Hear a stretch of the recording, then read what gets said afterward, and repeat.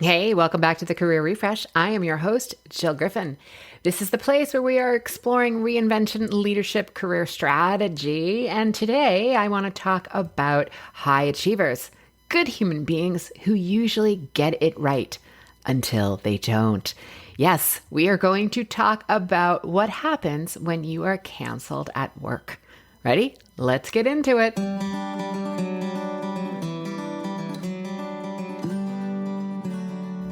Maybe you said something a little off, or there was a tense exchange with someone above you on the org chart, or maybe you blew it in a meeting and now you're being quietly benched, or so it feels that way.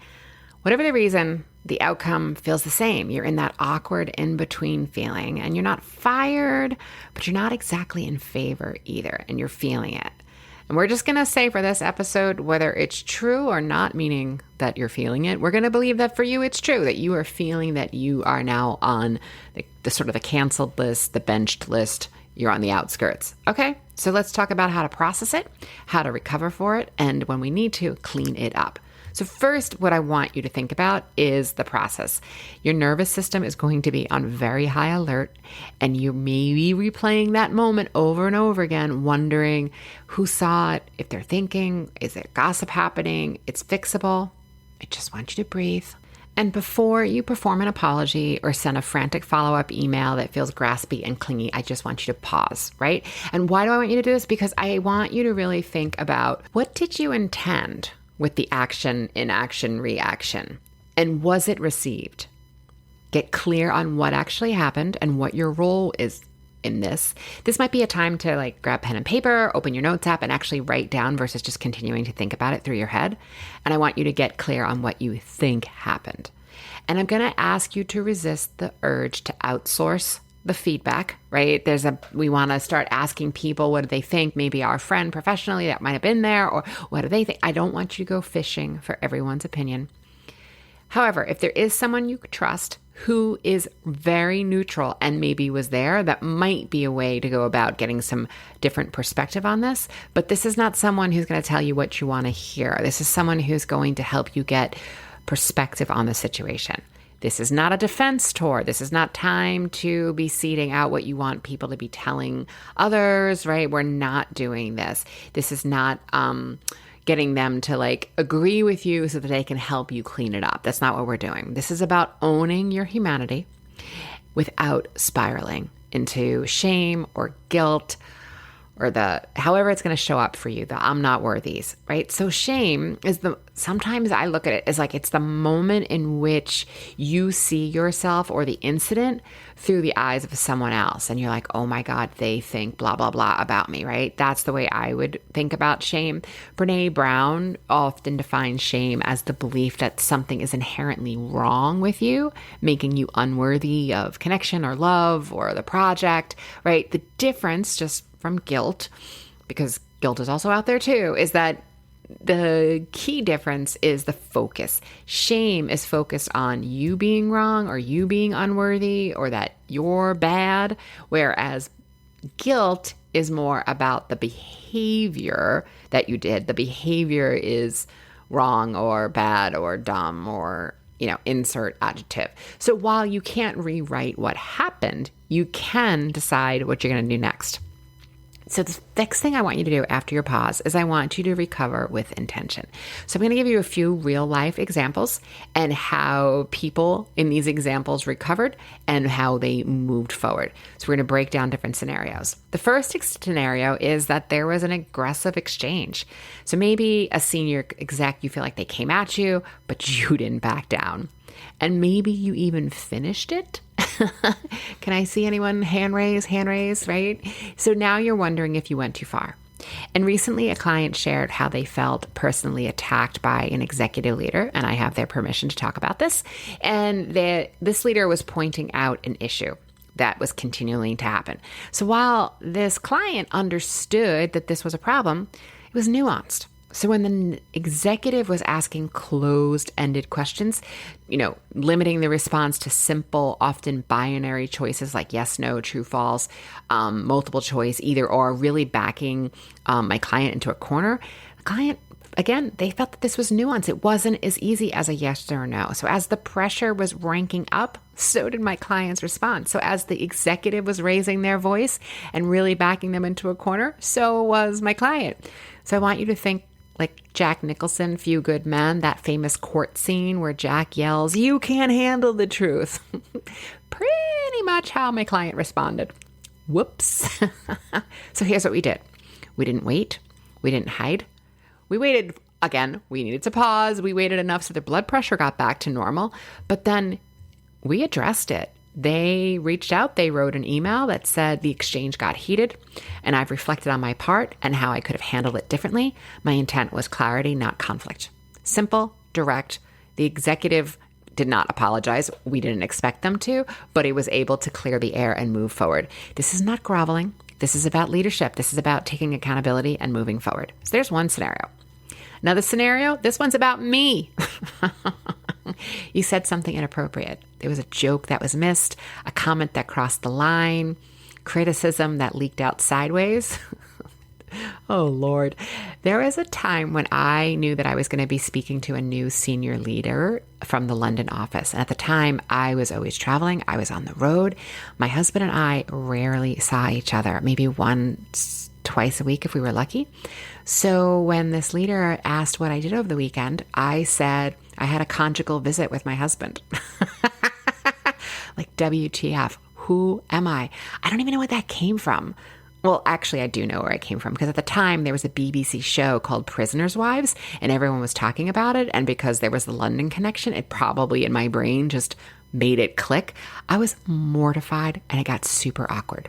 So it's not about dodging. It was not about joking your way out of it.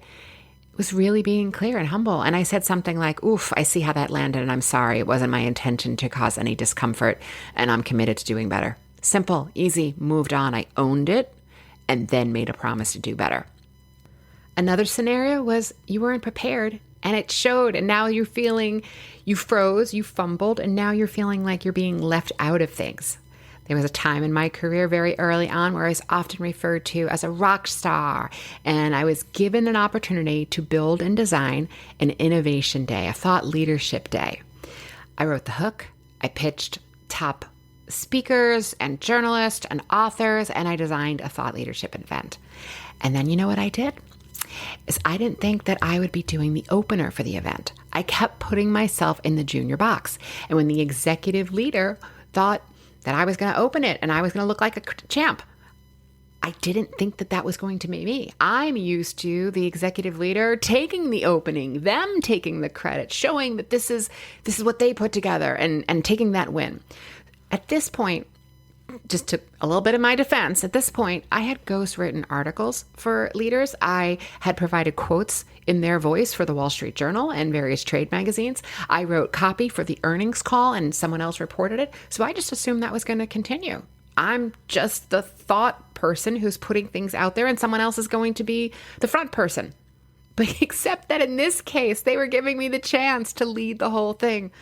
Oof, gosh. So I quickly welcomed everyone, set the tone. Definitely not my best work, but it was a great lesson in always being prepared. The day ultimately went fantastic, and I will tell you, my opening sucked, and I felt it. I felt like, uh-oh, they gave me a chance and I blew it. So what did I do? I addressed it. Just said clearly, I wasn't my best. That was on me, and I've already taken steps to ensure that that will never happen again.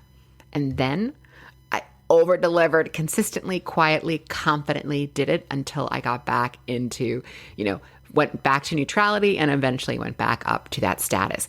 These are real world scenarios that happen that I hear people talk about often. And your reputation recovery is really showing about who you're going to be next. You show up on time, prepared.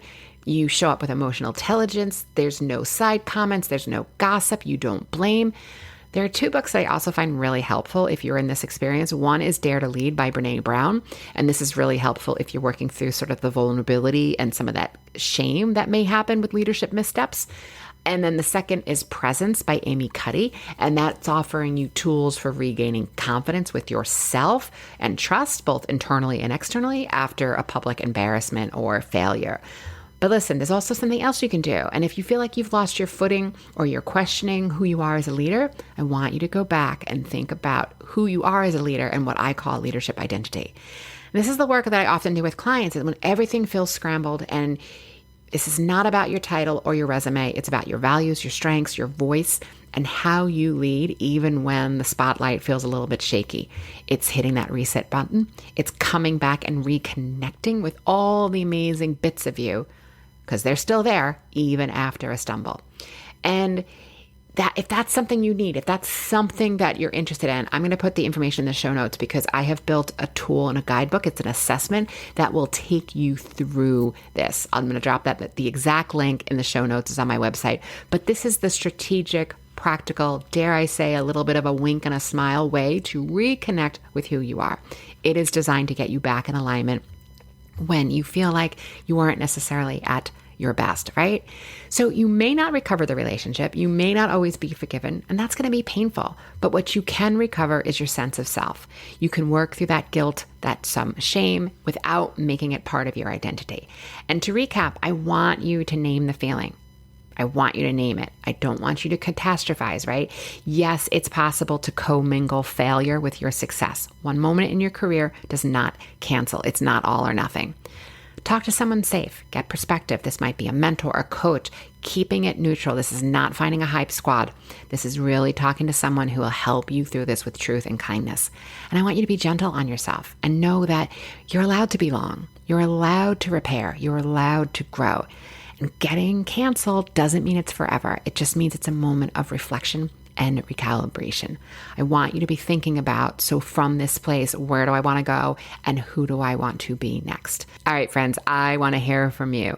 Have you been canceled? How did you work through it? You can email me at hello@jillgriffincoaching.com.